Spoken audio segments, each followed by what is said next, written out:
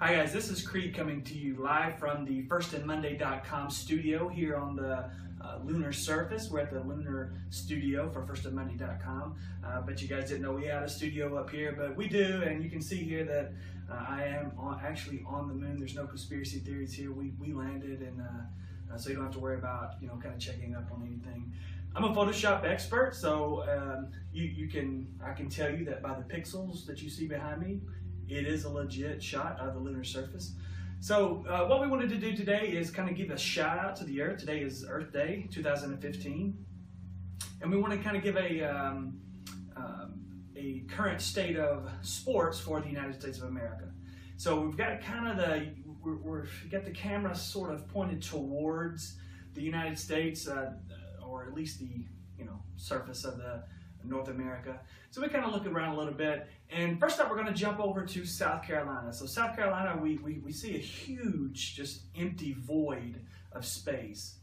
We were kind of concerned when we saw that. We first landed up here, we looked down and said, what is that big space in South Carolina?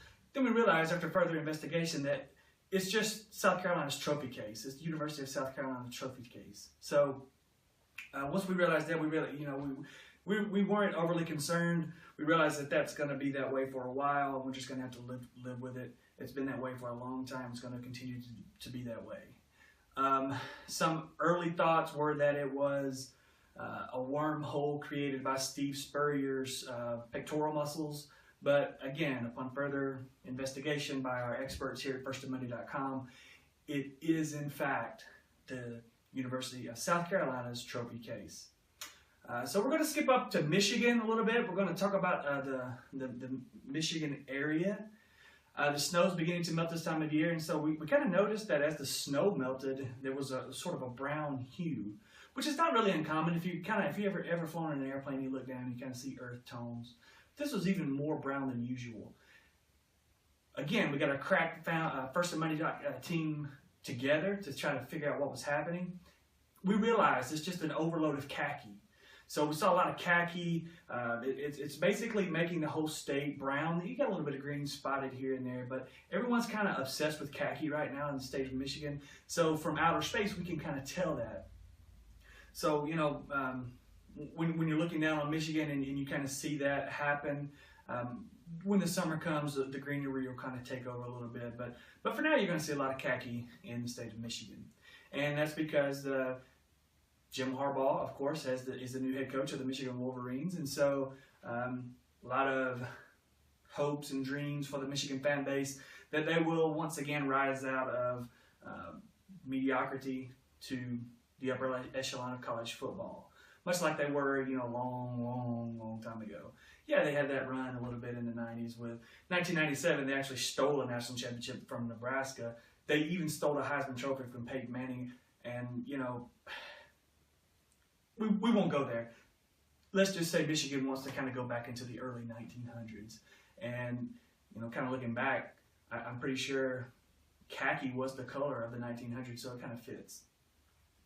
We're going to skip on down over to Philadelphia. So right now, the Philadelphia Eagles have signed Tim Tebow as one of the quarterbacks on staff. So, maybe the city can kind of live up to that motto of the city of brotherly love with the signing of Tim Tebow. I don't know if that's going to happen. The city's had a lot of losing sports teams over the years. The Phillies have kind of been right there on the edge. They've kind of flirted with success, but kind of let the city down. And so the city's kind of come jaded. If anybody can change that, it's going to be Tim Tebow. So we'll see how it plays out. Maybe he'll get the starting job. Maybe they'll just run him in at fullback. Who knows? Kind of going down the eastern seaboard a little bit, we're going to go over to Atlanta. So the Braves are having a little bit of success right now. It's early in the season. They have a whole lot of off-season moves to try to build for the future, but they're having some early success right now. They're in second place in the East, only a couple of games behind the Mets. Many of you probably don't know that. There's only like 150 people at every game, so we here at FAM, we're going to kind of let you know that the Braves are in fact having a decent season. Atlanta's kind of notorious for not supporting sports teams.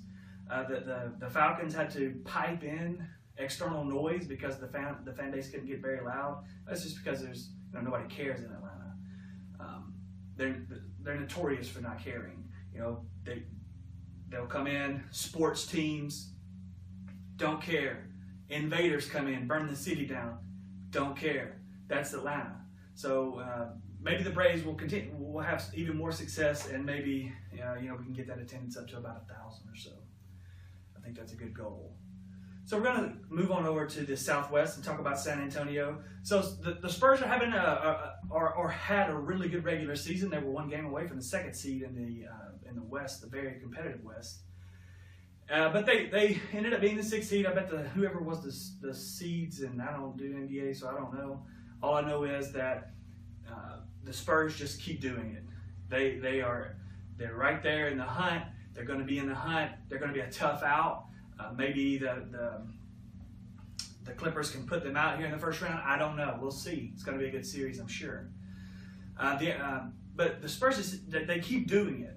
They stay young. I don't know how they do it. The only person that's the only person who is not surprised about the Spurs' success is Ponce de Leon. He's the only person that could be. And Tim Duncan has actually aged slower than Ponce de Leon. And I don't even know how you say that. It's Ponce de Leon, Ponce de Leon. I don't know. Who cares? The fact is, the Spurs are having a really good season. We're going to kind of skip the West. There's really nothing going on out there. We don't care anyway. Anything west of the Mississippi is kind of hit or miss. So we'll move back up to Chicago. Chicago is, the Cubs have made a lot of moves over the last couple of years. They're kind of putting all their efforts into winning a title. They haven't won a title for a long, long time. I'm not sure it's going to pay off. Chicago's a dangerous city. The players are just as likely to get stabbed or shot on their way to Wrigley Field as they are to win a title, probably more so. So, we'll see. If nobody dies, then maybe they can win a pennant. Maybe they can make it to the World Series and win the World Series. Again, I highly doubt it. I'm sure someone will be killed at some point because, it's Chicago. Last stop, we're going to go on down to Alabama. Alabama is sort of the mecca of college football. I don't know if you knew that or not, but now you do.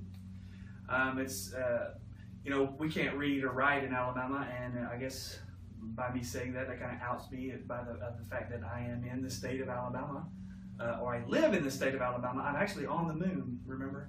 So, so Alabama is the mecca of college football. We can't read or write. And we eat a lot of Twinkies. That's sort of a known fact. But we're good at college football, and maybe that's sort of an untapped resource is Twinkies. Maybe overload of Twinkies equals success in college football. I know Refrigerator Perry was a big proponent of Twinkies and football, the correlation between the two. I think that's even his motto on his the barbecue sauce that he puts out. Refrigerator Perry, eat more Twinkies, play better football, and my barbecue sauce is pretty good too. So that's actually the 7 wonders of the current state of United States sports. Again, check out firstandmoney.com. We put out videos like this on occasion. We've just started doing videos. We have a lot of things on the website. We have a really great Photoshop team, great articles on food, great articles on clothing, great articles on sports, a lot of sports articles. We put those out every day. We have daily articles on kind of what's happening in the world.